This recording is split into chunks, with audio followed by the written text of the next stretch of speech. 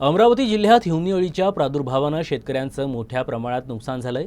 या प्रादुर्भावामुळे बहुतांश शेतीपिके जळाली असून शेतकरी हवालदिल झाले आहेत। दरम्यान भातकुली तालुक्यातील उमेश महिंगे यांच्या 4 एकर सोयाबीनवर हिवनी अळीनं त्यांचं पीक पूर्णपणे जाळलं आहे।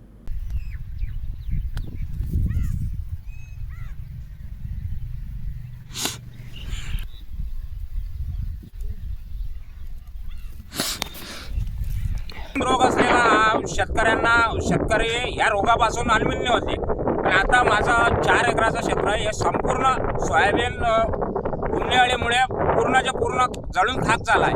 कृषी विभागाची टीम आली, जिल्हा आपले उपविभागीय अधिकारी कृषी चेळे साहेब यांची संपूर्ण टीम आल्यावर त्यांनी मला सांगितलं की तुमच्या शेतात उन्हाळ्याचा हा खूप मोठ्या प्रमाणात प्रादुर्भाव आहे, त्यामुळे तुमचं क्षेत्र हे सर्वच्या सर्व 100% नुकसान झालेलं आहे।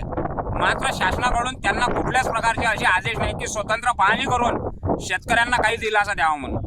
माझी शेतकऱ्याच्या वतीने सरकारला कळकळीची विनंती आहे की आपण लवकरात लवकर कृषी विभागाला व संबंधित महसूल विभागाला, जिल्हा प्रशासनाला आदेश देऊन तात्काळ पंचनामे करून शेतकऱ्याला आर्थिक मदत जाहीर करावी।